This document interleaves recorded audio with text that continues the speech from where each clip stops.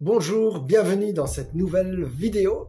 Et le texte qui m'a parlé se trouve dans Jean 11, la mort de Lazare. Donc les sœurs de Lazare viennent annoncer à Jésus que ton ami est malade. Et lorsque Jésus apprit cette nouvelle, il répondit: la maladie de Lazare ne le fera pas mourir, elle doit servir à montrer la puissance glorieuse de Dieu et à manifester la gloire du Fils de Dieu. Et puis, il resta tranquille encore 2 jours à l'endroit où il se trouvait.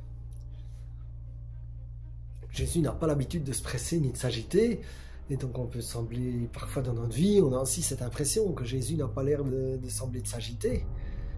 Et je dois dire, c'est un peu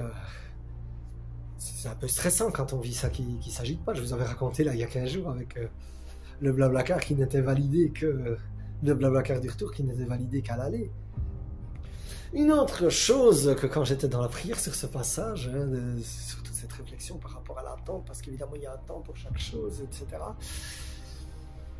Et là j'ai eu comme 2 questions que j'avais l'impression que Jésus me pose. Peut-être qu'elle te parle, c'est pour ça que je te les partage. Une première question qui m'a semblé bizarre, c'est Jésus m'a dit: combien de fois moi je ne dois pas t'attendre?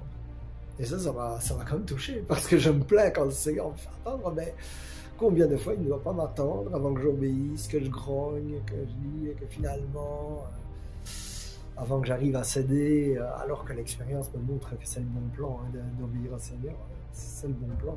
Et une deuxième chose que le Seigneur me dit aussi, c'est qu'en fait, si j'ai vraiment confiance en lui, en fait l'attente n'est pas un problème, c'est un temps à vivre bien, et je crois que le Seigneur il veut nous apprendre à bien vivre les attentes, parce qu'en fait quand on regarde dans sa vie, je ne sais pas comment vous êtes vous, mais moi par exemple, je me souviens, même quand j'étais petit déjà, on partait à la mer tous les ans, et j'attendais déjà un mois avant pour partir, mais on était à peine revenu que j'attendais l'année suivante. Et en fait, si on regarde dans notre vie, on attend beaucoup, pas que les trains, et des projets, des choses, des événements, des rencontres. J'attendais de rencontrer quelqu'un. En fait, j'attends plein de fois, et donc je crois que le Seigneur veut me dire aussi, finalement, si tu vis bien cette attente dans la confiance, eh bien, tu connaîtras la gloire de Dieu et la joie. Moi, ensuite, il y a vraiment quelque chose qui m'a encore frappé, c'est le verset, donc Jésus arrive, et puis les sœurs disent: ah, si tu avais été là plus tôt, parce que maintenant il est mort, c'est trop tard, etc. Et donc, moi, ce qui me frappe, Jésus vit, donc Marie se plaint quelque part, se jette à ses pieds. Et au verset 33, Jésus vit qu'elle pleurait.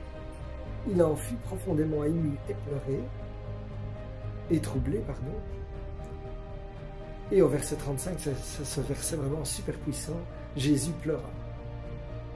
Les sœurs pleurent, Jésus pleure. Nous pleurons, Jésus pleure avec nous.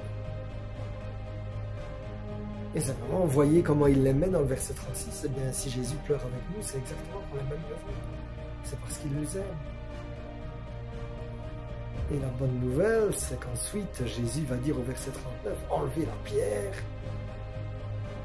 Et là, Seigneur, je te prie que tu enlèves un tas de pierres qui sont dans notre vie et qui fait que nous sentions mauvais, un peu comme là, Marthe répond, il doit déjà sentir mauvais. Et Seigneur, nous avons plein de pierres dans nos vies qui fait que la vie ne circule pas.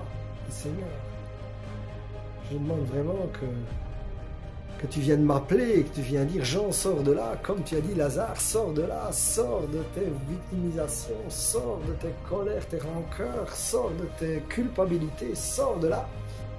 Alors mon frère, ma soeur, je prie déjà que vraiment le Seigneur te donne cette grâce, que le temps d'attente est finalement un temps que tu vis dans la paix, et que ce temps permet vraiment de te renforcer dans la confiance. Et Seigneur, je te remercie que tu nous attends là où nous en sommes, et que lorsque nous sommes dans les difficultés, eh bien, tu pleures avec nous, que tu viens nous consoler, Seigneur, et que tu veux enlever toutes ces pierres qui sont sur notre route, Seigneur.